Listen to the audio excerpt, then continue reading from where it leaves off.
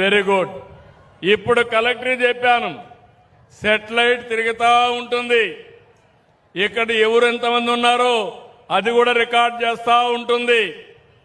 ఏదైనా బోట్లు వస్తే అది కూడా రికార్డ్ చేస్తుంది. అదే మరి సంపద ఎక్కడుందో అవన్నీ కూడా చూసి చేపలు ఉండేది ఇక్కడికి మనకి ఎప్పటికప్పుడు వస్తాయి. దీన్ని ఇంకా పగడ్బందీగా అమలు చేస్తాం. ఒక పక్క మెకనైజ్డ్ బోట్లు వచ్చి ఇంకో పక్క ఎక్కడ చేపలున్నాయో చెప్పగలిగితే మీరు ఈజీగా పట్టుకునే పరిస్థితి వస్తుంది. అందుకని నేను అక్వా కల్చర్ని ఎక్కువ అభివృద్ధి చేయాలని, మా మత్స్యకారులకి ఎక్కువ ఊత ఇవ్వాలని ఆలోచిస్తున్నా. ఇక్కడ మీ పొలాలుంటే ఆ పొలాల్లో కూడా మీరు అక్వా కల్చర్ ఫామ్ పెట్టుకోండి. నేను పూర్తిగా సహకరిస్తాను. అవసరమైతే ప్రత్యేకమైన రాయితీలు ఇస్తాం. ఈరోజు రాష్ట్రంలో అక్వా కల్చర్కు ₹1.50 కరెంటు సరఫరా చేస్తున్నాం. ఇంకో పక్కన అక్వాలో రాష్ట్రంలో సాగేదానికి 50,000 కనెక్షన్లు ఇచ్చాం. దీనికోసం 803 కోట్ల రూపాయలు 24-25 సబ్సిడీ ఇస్తే ఈ సంవత్సరం 843 కోట్ల రూపాయలు ఇస్తున్నాం. నేను ఈ విషయాలన్నీ మీరు గుర్తుపెట్టుకోవాల్సింది.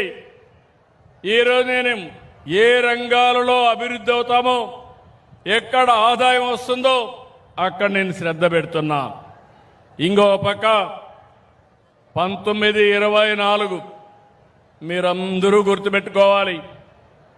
అది ఒక పీడ కళ, విధ్వంసం, ఎక్కడా పని కాలేదు. నేను అడుగుతున్నా, ఆ 10,000 తప్ప ఒక్క పైసా మీకు వచ్చిందా? ఒక్క అభివృద్ధి అయిందా తమ్ముళ్ళు అని మిమ్మల్ని అడుగుతున్నా. లేదంటే చేతుల పైకెత్తండి. వాళ్ళు చేసిన విధ్వంసం నాకు 23 నెలలు పట్టింది. ఆ రోజు నేను, మా మిత్రుడు పవన్ కళ్యాణ్ గారు, కేంద్రంలో నరేంద్ర మోడీ గారు ముగ్గురం ఆలోచించి ఎన్డీఏ ఏర్పాటు చేసుకున్నాం. ఈ రాష్ట్రాన్ని పునర్నిర్మాణం చేస్తా ఉన్నాం. మీ అందరిని ఆదుకుంటానని చెప్పాను. ఆ రోజు మేము చెప్పింది రాష్ట్రంలో సంక్షేమం, అభివృద్ధి, సుపరిపాలన, ఈ 3 సక్రమంగా నిర్వహిస్తామని హామీ ఇచ్చాను. 23 నెలలు 23 లక్షల కోట్ల రూపాయలు పెట్టుబడులు, 24 లక్షల మందికి ఉద్యోగాలు, విశాఖ, అమరావతి, తిరుపతి రీజన్లుగా రాష్ట్రాన్ని అభివృద్ధి చేస్తున్నాం. ఒక్కొక్క ప్రాంతంలో ఎలాంటి వనరులు ఉన్నాయో దానికి అనుగుణంగా ముందుకు పోతున్నాం. ఈరోజు రాయలసీమ ఉంది. Defence, drones, space, aerospace, automobile, electronics, green ఎనర్జీతో ముందుకు పోతున్నాం. మీరు ఎప్పుడూ ఆలోచించుండరు, మీ ఇంటి ముందనే కరెంటు ఉత్పత్తి చేసుకునే పరిస్థితిని ఆలోచించారా తమ్ముళ్ళని అడుగుతున్నా. ఈరోజు మత్స్యకారులందరికీ హామీ ఇస్తున్నా.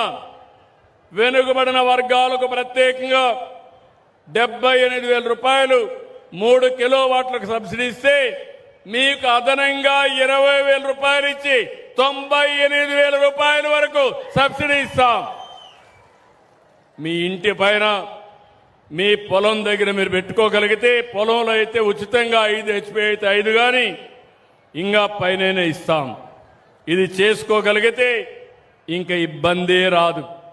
నిన్నే చూశాను, నేను చిన్నప్పుడు ఎక్కి డ్రైవ్ చేసేవాడిని, రాయల్ ఎన్ఫీల్డ్ బుల్లెట్. నిన్ననే దానికి మళ్ళా వాళ్ళు వచ్చి మన తిరుపతిలో 18 నెలల్లో బుల్లెట్ మ్యానుఫ్యాక్చర్ చేస్తున్నారు. ప్రభుత్వం బుల్లెట్ స్పీడ్లో పోతున్నాం.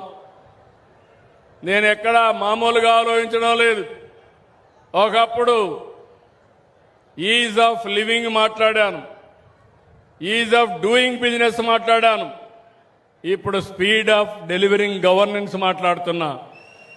ఈరోజు ఇక్కడ అడిగాను మిమ్మల్ని, ఏం తమ్ముళ్ళు మీ డబ్బులు వచ్చాయని. మీ ఫోన్ చూసుకొని మా డబ్బులు పడ్డాయని అవునా కాదా అని మిమ్మల్ని అడుగుతున్నా. ఏ పని కావాలన్నా వేరే దగ్గరికి పోయే పనే లేదు. అన్ని పనులు మన మిత్ర మీ ఫోను వాట్సాప్ గవర్నెన్స్ అవునా కాదా? నేను అందుకే అధికారులు కూడా పిలిపించాను. వాళ్ళందరినీ కూడా బాగా చేసిన వాళ్ళని మనం అభినందిద్దాం, గట్టిగా చప్పట్లు కొట్టి అభినందిద్దాం.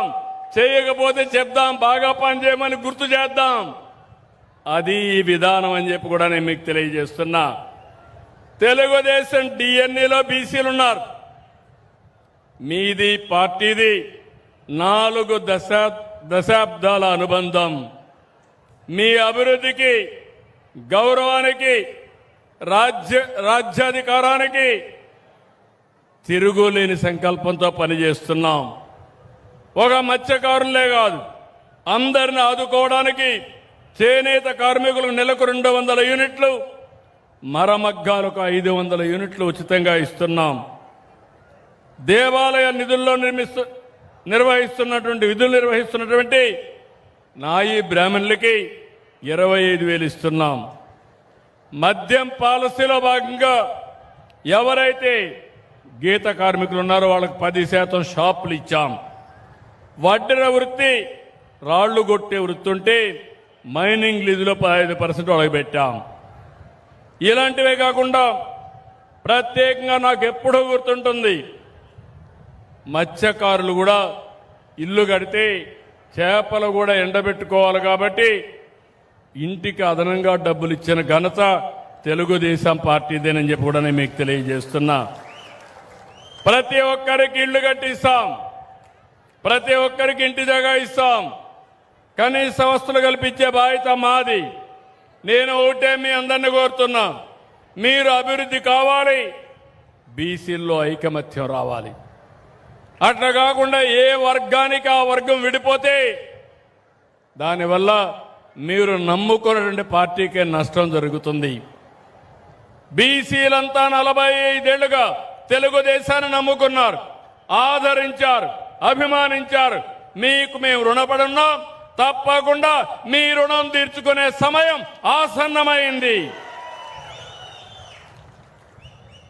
అందుకే ఈరోజు తుమ్మల పెంట నుంచి ఈరోజు చెప్తున్నా, ఈ తీర గ్రామాన్ని ఆదర్శ గ్రామంగా చేస్తాం. 15 కిలోమీటర్లు ఇప్పటికే సిమెంట్ రోడ్లు వేశాం. 787 స్ట్రీట్ లైట్స్ అమర్చాం. 2462 గ్యాస్ కనెక్షన్లు ఇచ్చాం. 1452 ట్యాప్ కనెక్షన్లు ఇచ్చాం. 2 సాలిడ్ వేస్ట్ ప్రాసెసింగ్ యూనిట్లు పెట్టాం. ఇంకో పక్క మీరు చూస్తే నెల్లూరు జిల్లాలో పరిశ్రమల కేంద్రంగా అవుతా ఉంది. రాబోయే రోజుల్లో కావలి కనక పట్టణంగా పాత పేరు సార్థకం అవుతుంది. ఇక్కడే మీరు చూస్తే రామాయంపట్నం పూర్తవుతుంది.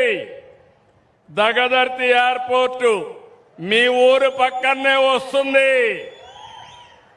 నెల్లూరు జిల్లాలో 50 రోజుల్లో 10,000 కోట్లు విలువైన ప్రాజెక్టులు గ్రౌండ్ అయినాయి. ఫర్నిచర్ పార్కు, అపోలో టైర్స్ సహా 7 పరిశ్రమలు ప్రారంభించాం. క్రిస్ సిటీ వచ్చింది, అల్యూమినియం క్లస్టర్ వచ్చింది, గోల్డ్ ప్లస్ గ్లాస్ ఇండస్ట్రీస్ అన్ని వచ్చాయి. ఇక్కడికి వచ్చినప్పుడు ఇప్పుడే ఎమ్మెల్యే గారు ఒక విషయం అడిగారు. 25 మత్స్యకారుల గ్రామాలను కనెక్ట్ చేస్తూ మెటల్ రోడ్డు కోరారు. 6,27,00,000 శాంక్షన్ చేస్తున్నాం. ఇంకో పక్కన desilting of north Buckingham canal కి 6.9 కోట్ల ఇది కూడా శాంక్షన్ చేస్తాం. దీన్ని ఇన్లాండ్ వాటర్ వేస్ గా క్రియేట్ చేస్తాం. ఇంకో పక్క ఇక్కడ 220/123/33 KVA సబ్ స్టేషన్ కావాలన్నారు. ఇది కూడా శాంక్షన్ చేస్తాం.